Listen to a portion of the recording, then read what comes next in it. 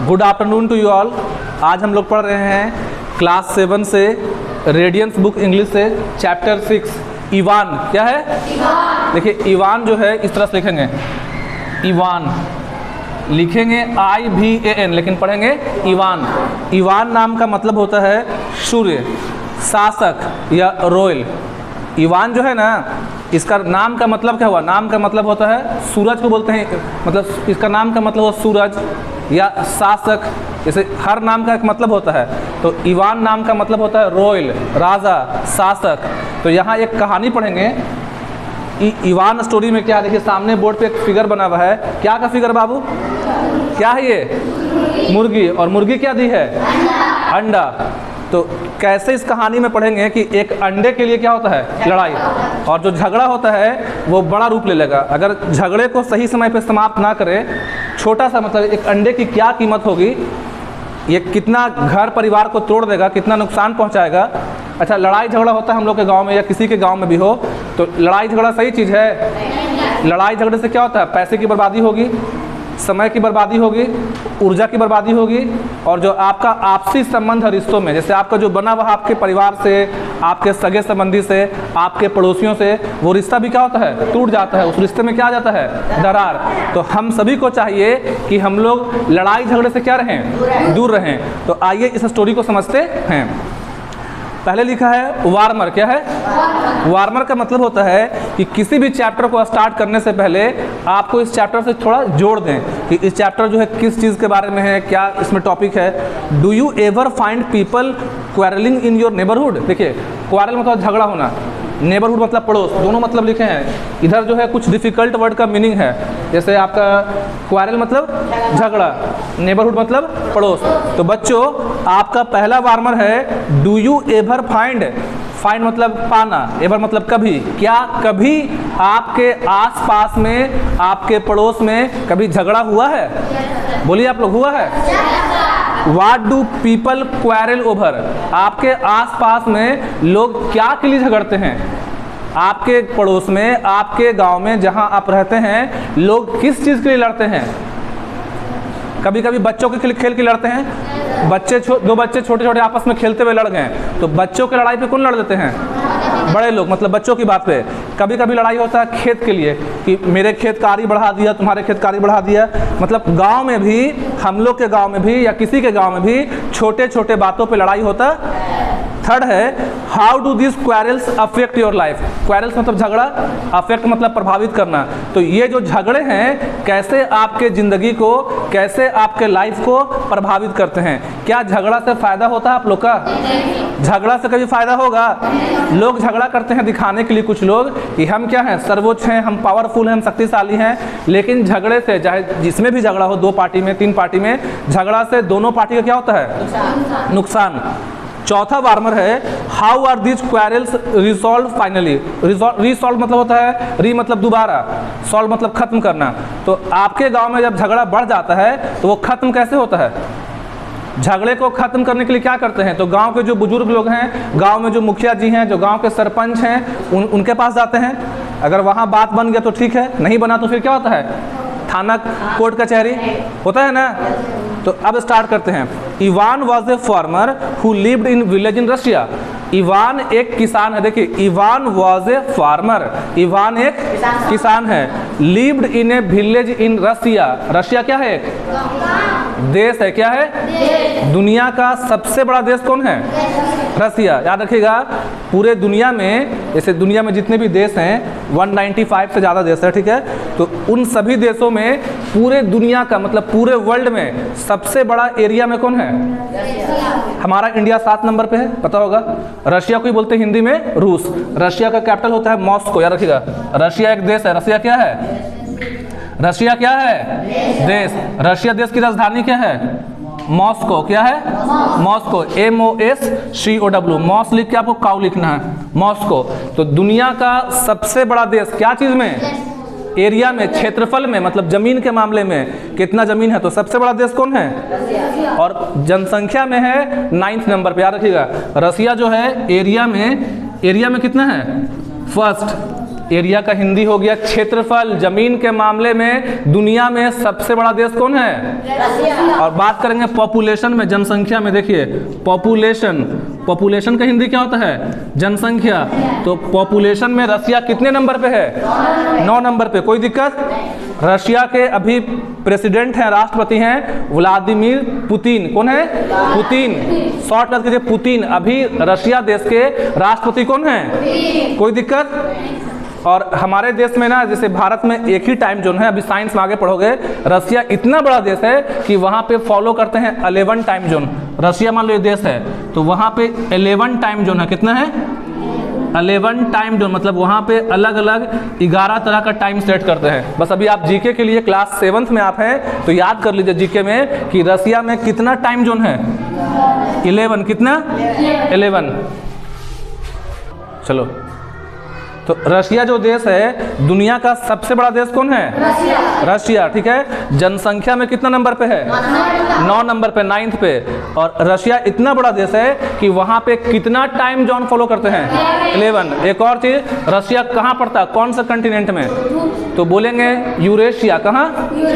देखिए दोनों वर्ड आ रहा है यूरेशिया में, बोलेंगे ना यूरेशिया। देखो यूरेशिया, तो इसमें 2 वर्ड आ रहा है। यूरोप का आ रहा है EUR आ रहा है, और एशिया का आ रहा है, एशिया पूरा लिखे हैं। तो जो आपका रशिया है, ये देश रशिया, वो पड़ता है ईस्टर्न यूरोप में। देखो eastern Europe plus northern Asia में। नॉर्दर्न, थोड़ा बातों को समझ जाइए चीज़ों को। ये जो रशिया देश है पूरा ना तो यूरोप में है ना पूरा एशिया में है। इसका कुछ भाग कहाँ पे है? यूरोप में। और कुछ भाग कहाँ पे है? मतलब इस देश का जो जमीन है, क्षेत्रफल है, वो दोनों जगह पड़ता है, यूरोप में भी और इसलिए बोलते हैं कहाँ है? यूरेशिया में। तो यूरोप का ईस्टर्न हिस्सा और एशिया का नॉर्दर्न। कोई दिक्कत? अब लौटते हैं स्टोरी पे। इस कहानी में एक इवान है। कौन है? तो इवान जो है कहाँ के किसान हैं? रसिया के एक गांव के। लिखा ना है farmer who lived in a village in Russia. Village मतलब गांव हो गया।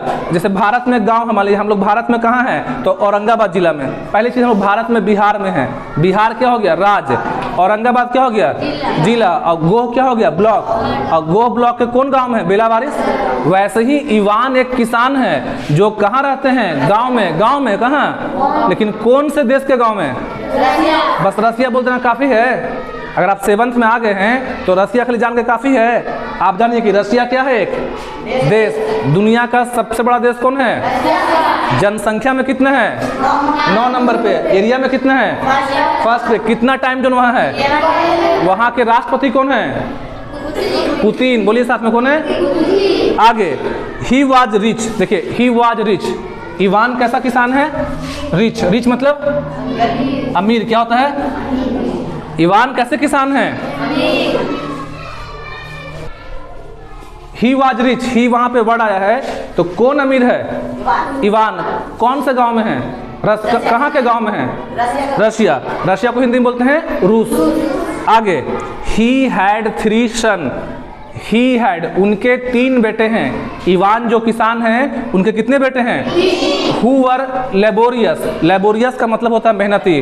उनके तीनों बेटे काफी क्या हैं? मेहनती हैं। 3 बेटे हैं, तीनों बेटे काफी क्या हैं? His father was old and sick. समझिएगा, इवान के जो पिताजी हैं, ओल्ड है मतलब बूढ़े हैं, सिक मतलब क्या हैं? बीमार हैं। इवान के पिताजी जिंदा है कि नहीं है? हैं, लेकिन क्या है? बूढ़े और बीमार हैं। Gabriel was his neighbour. Gabriel जो है उनका क्या है? पड़ोसी। याद रखिएगा, इवान के बगल में, जैसे हम लोग के गांव में होते हैं पड़ोसी होते हैं, तो इवान के पड़ोसी का नाम क्या है? गैब्रियल। क्या नाम है? देखिए GABRIEL। तो इवान का पड़ोसी कौन है?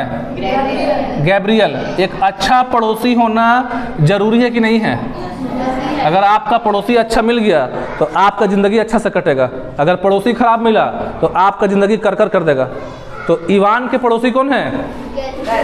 गैब्रियल। कौन है? नेबर मतलब पड़ोसी।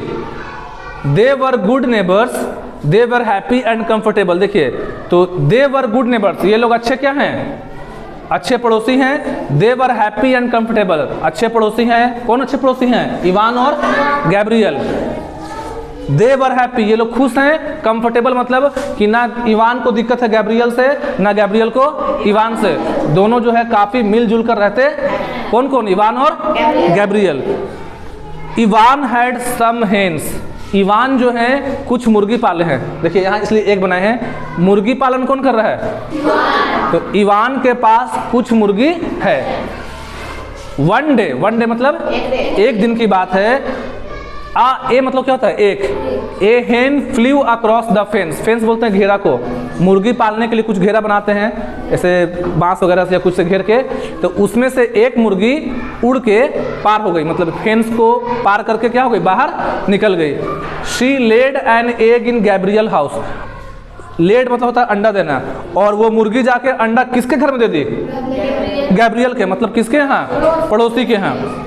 इवान्स डाउटर इनला, देखिए डाउटर इनला का मतलब हो गया बहू, तो इवान की जो बहू है, देखिए इवान डाउटर इनला मतलब इवान के बेटा की पत्नी, तो इवान डाउटर इनला का मतलब क्या होता है? बहू।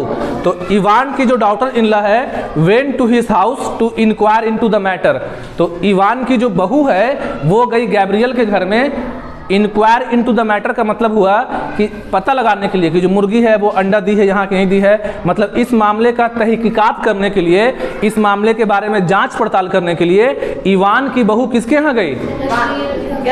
गैब्रियल के यहाँ, जानने के लिए कि अंडा वहाँ दी है कि गैब्रियल्स मदर रिप्लाइड र्यूडली, देखिए र्यूडली का मतलब होता है, र्यूडली का मतलब हो जाएगा, खोजते यहाँ पास, बेरुखी से। क्या हो जाएगा? बेरुखी, इखा है।